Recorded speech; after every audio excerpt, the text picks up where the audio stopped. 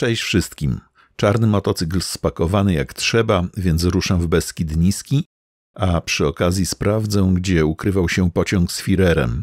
Ale o tym za chwilę. Jedziemy.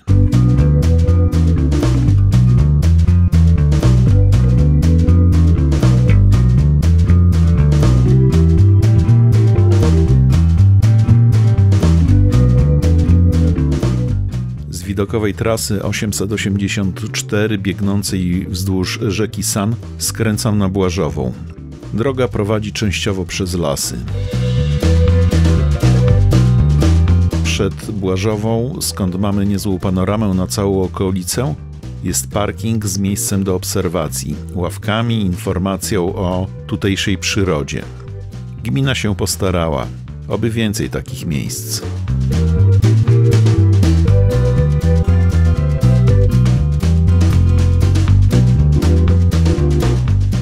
Miasteczko wygląda sympatycznie, ale o zabytkach nie będę teraz opowiadał.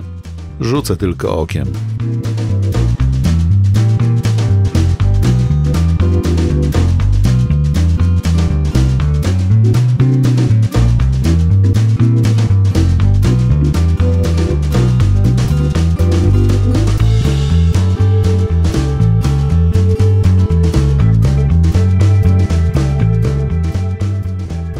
Aby trafić do tego miejsca, musiałem chwilę pokręcić się po okolicy. Czasem nawigacja podpowiada mi bardzo alternatywne rozwiązania.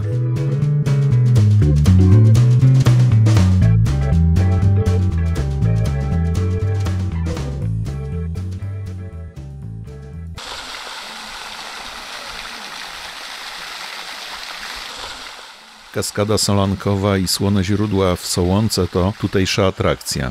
Takie mini uzdrowisko, gdzie można wdychać bogatą wiot-solankę. Parking jest nieco oddalony, więc nie musimy obawiać się o korozję naszych pojazdów.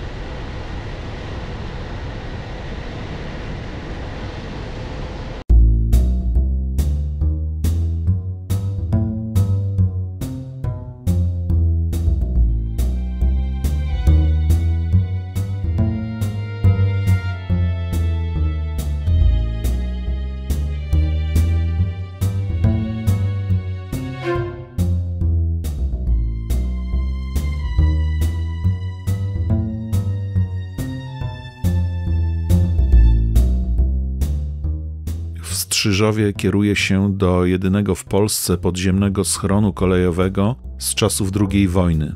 Obiekt chronił pociąg pancerny Amerika, w którym Adolf podejmował Mussoliniego w pobliskiej Stępinie. Niestety można go zwiedzać wyłącznie w soboty, a więc do następnego razu. Jadę do Stępiny.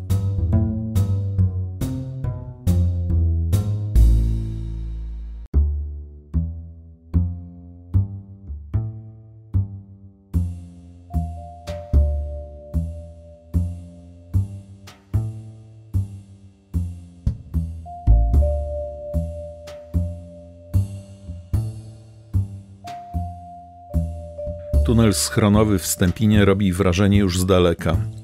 Jest otwarty i można go zwiedzać. Ma długość ponad 390 metrów, a grubość betonowych ścian przekracza 2 metry.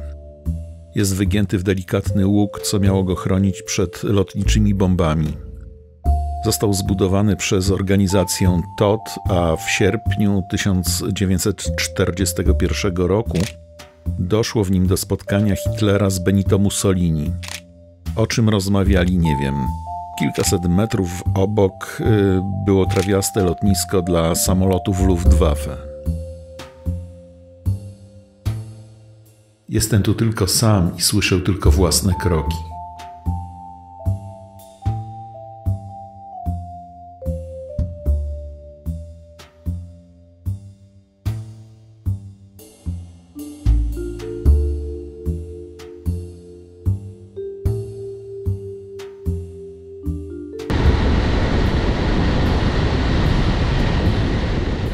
Dosyć o szalonych przywódcach, a czas na relaks.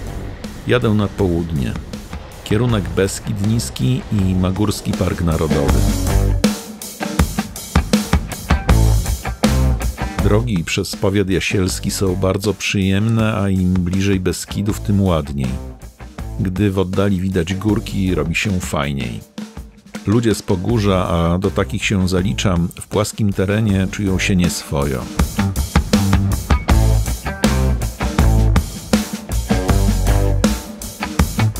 Przez Przełęcz Habłowską prowadzi kilka szlaków turystycznych na Kamień, Kolanin i do Krępnej, dokąd jadę. Trochę serpentyn i jestem na terenie Magórskiego Parku Narodowego.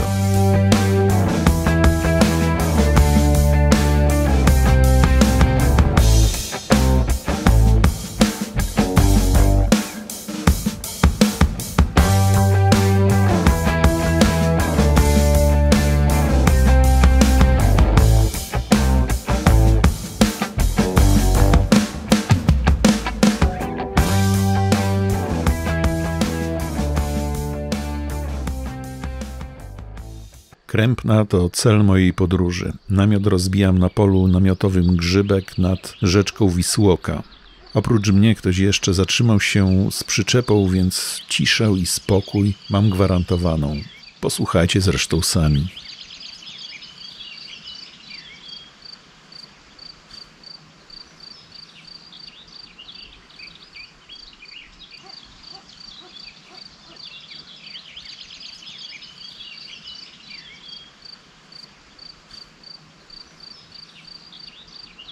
Wegetariańska kolacja zrobiona i zjedzona. Razowy chleb, pasta z bakłażanów i pomidory. Herbata w 30-letniej menażce smakuje zawsze dobrze.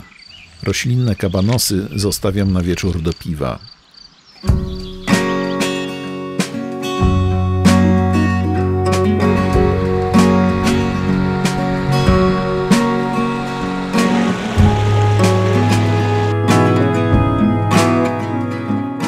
Sprawdzam, co jest w najbliższej okolicy.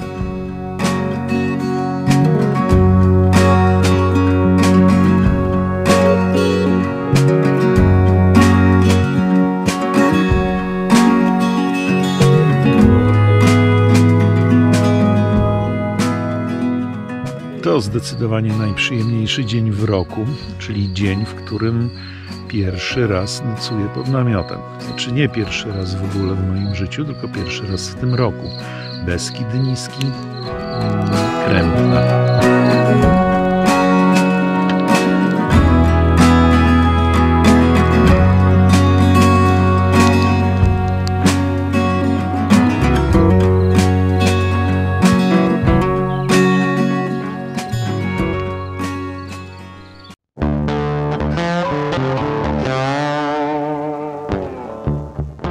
Dzień dobry, mamy nowy dzień.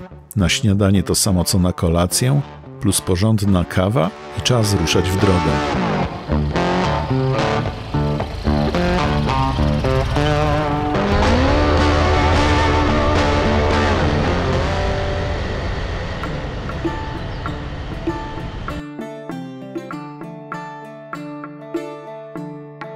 Teraz przejadę się szlakiem architektury drewnianej. Trzeba go zobaczyć, bo to historia tego regionu. Zaczynam od cerkwi Kosmy i Damiana w Krępnej. To cerkiew łemkowska, jak i wszystkie w tej okolicy i ma prawie 250 lat.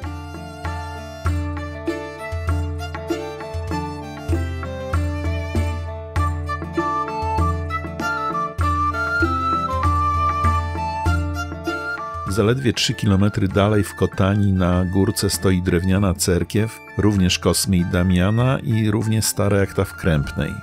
Tutejsi ludzie musieli mocno wierzyć w moc tych świętych braci i lekarzy.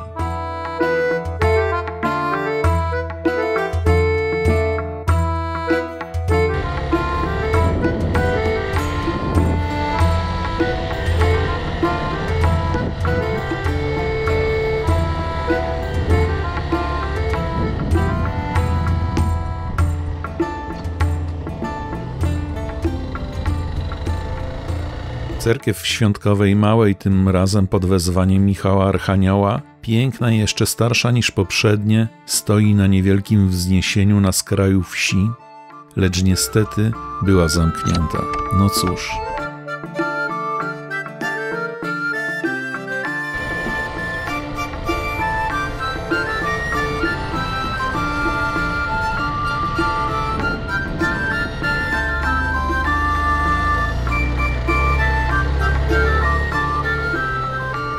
widać, warto zjechać z asfaltowych dróg, zwłaszcza dla takich widoków. Tu życie płynie zdecydowanie wolniej.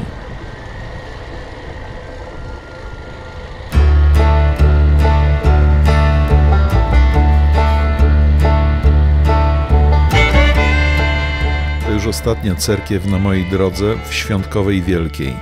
Im większa i zamożna była ówczesna wieś, tym bardziej okazała świątynia. Tym razem mogłem zajrzeć do środka i posłuchać o jej ciekawych, a może nieciekawych losach. Teraz to kościół katolicki.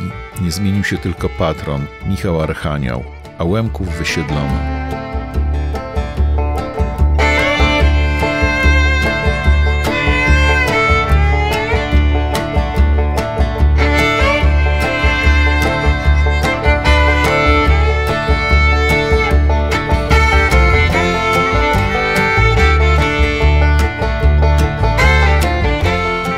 Opuszczam powoli Beskid Niski i kieruję się w Bieszczady. Sprawdzam, jak się sprawy mają na polu namiotowym Stasiana przy drodze 897. A mają się dobrze, czyli są turyści.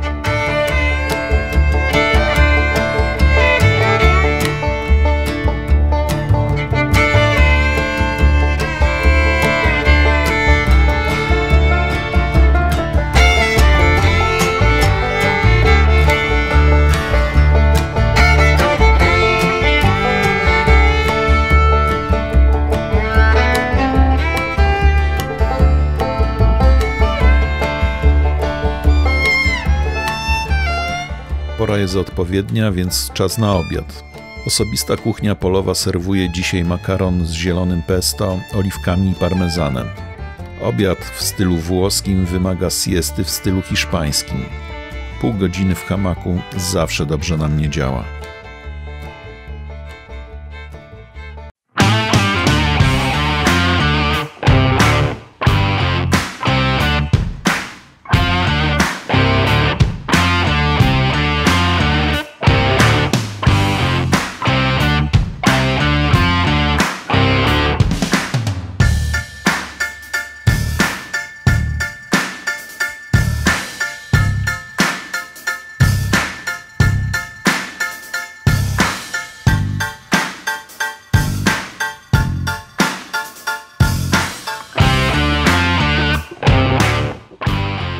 Zawsze warto wdrapać się na wieżę widokową i spojrzeć z góry na okolice.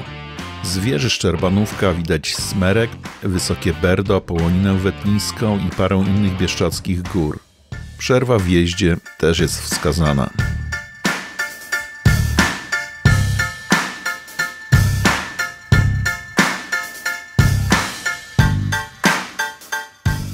Przed Majdanem koło Cisnej stoją nieużywane już cysterny kolejki wąskotorowej rodem z XIX wieku.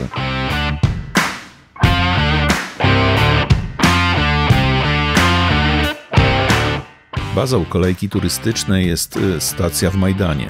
W czerwcu nie była jeszcze czynna lub przyjechałem po czasie. Zamknięta.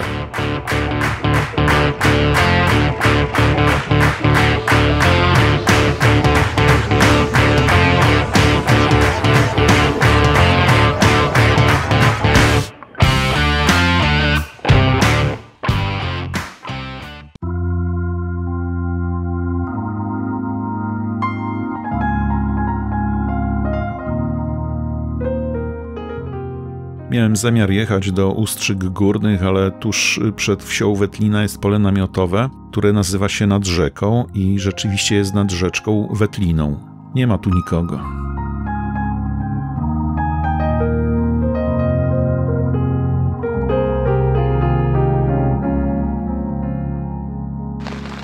Nie wiem, czy to słychać, ale pada deszcz.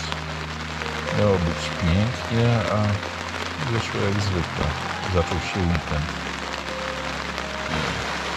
Krople deszczu, które słychać na namiocie. Ważne, żeby nie przeciekał. Są naprawdę romantyczne. Bardzo romantyczne. Zwłaszcza, że mam piwo KSU.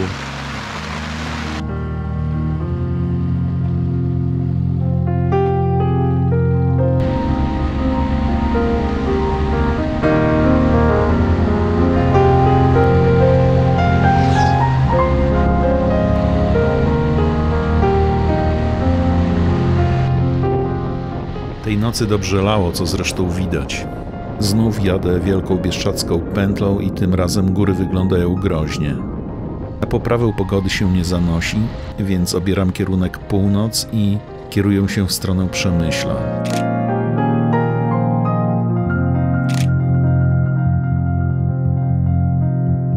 Z Ustrzyk Górnych to ponad 100 kilometrów, a cała ta droga to fantastyczne widoki, nawet gdy nad głową wiszą ołowiane chmury.